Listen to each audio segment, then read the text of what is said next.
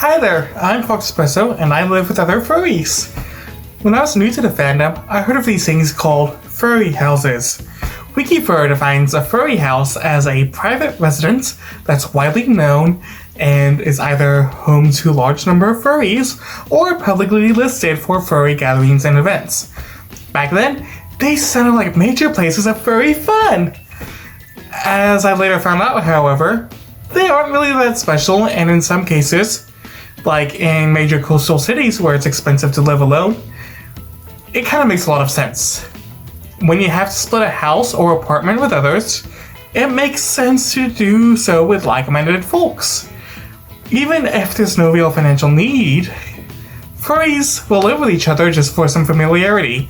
I mean, it can get pretty lonely living solo after all. Personally, I never thought I'd see myself living in one, yet here I am living in a house of canines. The first time I lived with furries was back in the Bay Area, and that was a huge learning curve for me.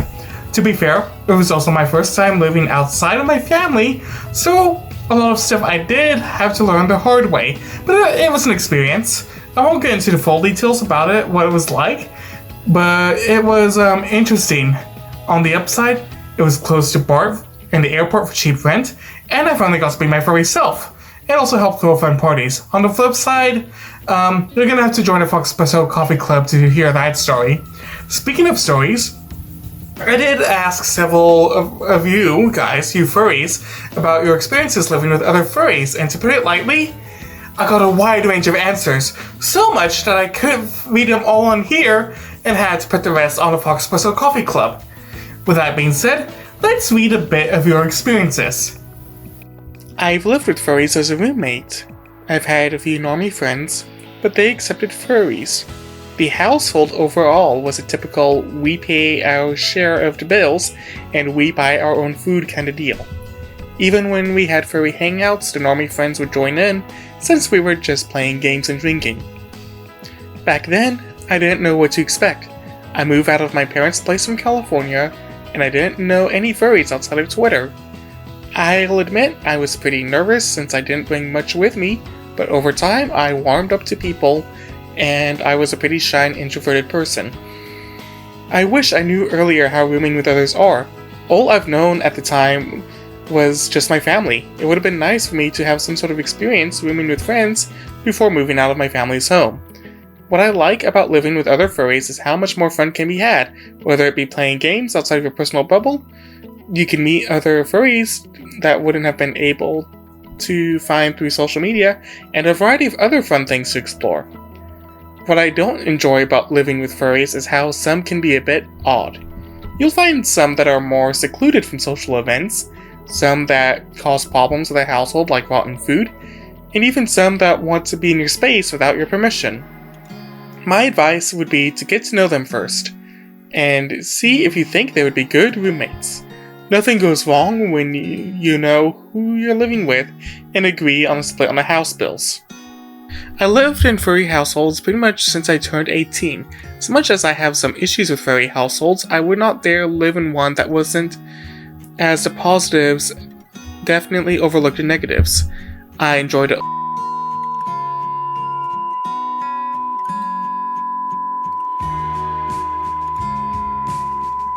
May have in your own space. I think the most glaring issue I have in furry households is, well, drama. It's a very huge issue in furry groups as a whole, since sometimes that drama thrives there and kinda either have to go with the flow or step out of it, or you can easily get swept up into it. However, even with that, I wouldn't change any household I live in. Each one has its positives and its negatives, but it turns out living with furries is a great thing x3. I live with two furries as a whole furry household. The two are a couple and I'm one of their best friends. Like any roommates, we have our arguments, but it's a family that accepts me for who I am and I wouldn't have it any other way. It's like the family I never had growing up, Colin 3. The last house I lived in and my current house are both furry households, and honestly not too much different from any other household. As an example, imagine being into anime and living with a house full of friends who share the same interest. Or say, a house full of people who are into, I don't know, hot dog eating competitions or something. Everyone will inevitably participate in household activities relating to their interests. But on the flip side of the coin, we are all working adults, so when Monday rolls around, everyone is at work being regular people. And like regular people and roommates, we watch movies together, but sometimes in fursuit. We have art up on the wall, but it's typically furry-themed art. We have friends for dinner and throw parties, but we invite furry friends over. It's much the same as living with any other friends or roommates, just with a furry twist. My first house was the first time living alone with furries, and not normie friends or random roommates at college, so honestly, I didn't know what to expect. What I did expect was random fursuits, and that did end up happening quite a lot. My second furry house, I went into knowing what kinds of stuff to expect after my first time in a furry house, but even then, with different roommates, you never completely know what to expect. Living in a furry household, you feel like you're always busy doing something fun or interesting. I wish I knew how little time you'd have sometimes, and just how tiring it can get. Sometimes, I felt like both as an individual and as a household, that there was never any time to do projects, clean the house in a timely manner, etc., and a lot of things will get thrown on the back burner as a result. This is also dependent on where you live with other furries, but in Northern California, there's never a shortage of activities to enjoy as a household, with the fear of missing out, you frequently find yourself with not enough time and too much to do. I enjoy sharing similar interests, and because that means you get to do a lot of furry-themed activities together. This included going to cons, watching movies in suit and drinking after work, unboxing new fursuits and taking photos, house parties, furry convention staff meetings, and much, much more. It almost felt like you were doing a fun, furry-themed things all the time. You might just come home one day after work and get surprise fursuit hugs. Overall, it's a very fun experience. That said, good furry friends may not necessarily make good roommates. Make sure you know the friends you want to move in very well. Expect furry to be part of daily life, furry art on the walls, wipe your paws doormat, etc. And know what to expect if you ever have visits from family, co-workers, the cable guy, etc. Communication is key. Not only will you have non-furry issues to work out, you will have furry-related ones too. Where to hang the art? Please stop leaving your fursuit parts all over the living room floor. And of course, drama. The best advice I can give, though, is have fun. Living with other furries can come with a unique set of challenges, but all things considered, it's a blast. There's also been cases where furries manage to own houses and rent them to other animals. Here's a tale of two furry landlords. I ended up a furry landlord originally because it was a Venn diagram overlap of some furry friends needed a place to live, and I needed a room in an area due to frequent travel. Eventually, we all moved out.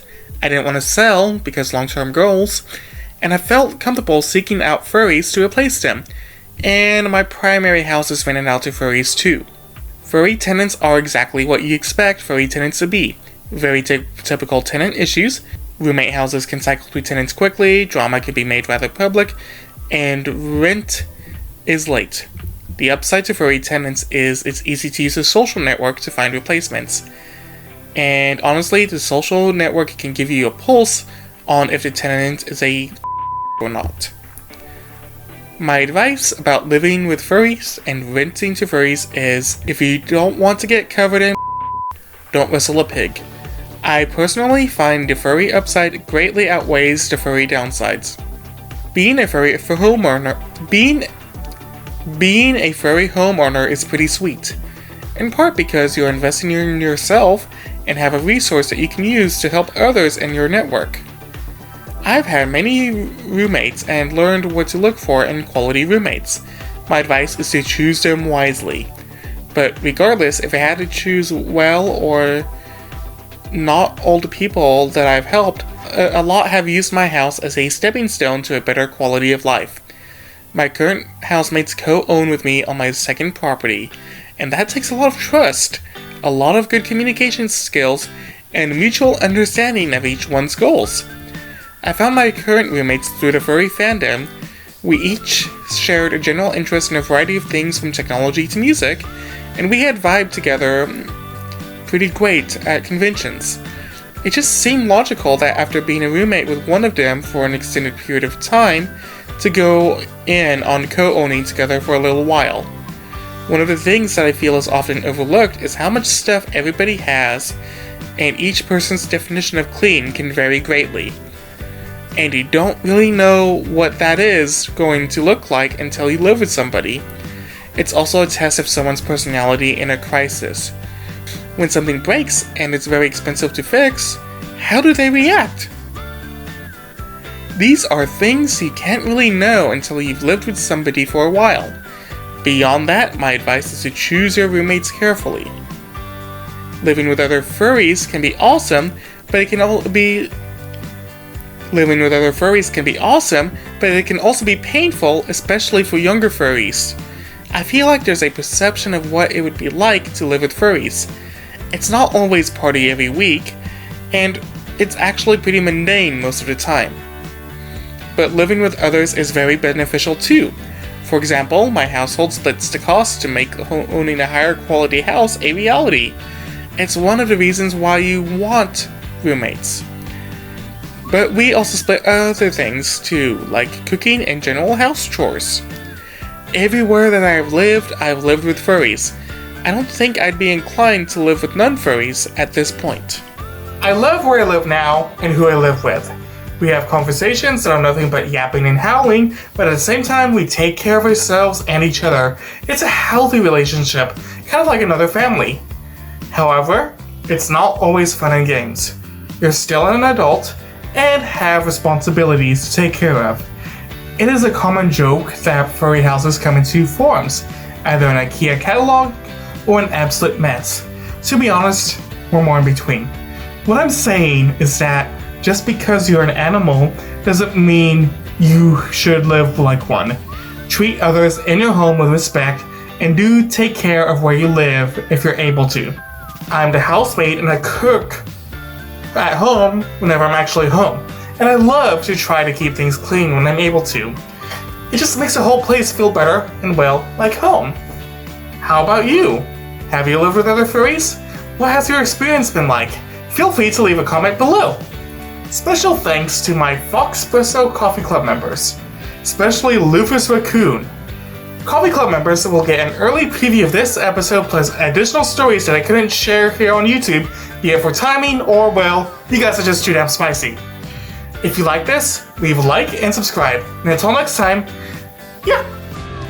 If you like this stuff, perhaps join the Foxpresso Coffee Club powered by Patreon. For as low as $3 a month, you can get this video or a work in progress cut earlier than everyone else. In addition, you get access to a special Telegram group. I've gotten good feedback from people within this Telegram group and thank these animals for their support. Extra special thanks to Lufus Raccoon for his generous support as well. You can join the Foxpresso Coffee Club at patreon.com/Foxpresso or donate to my coffee at ko-fi.com/Foxpresso for any one-time amount too.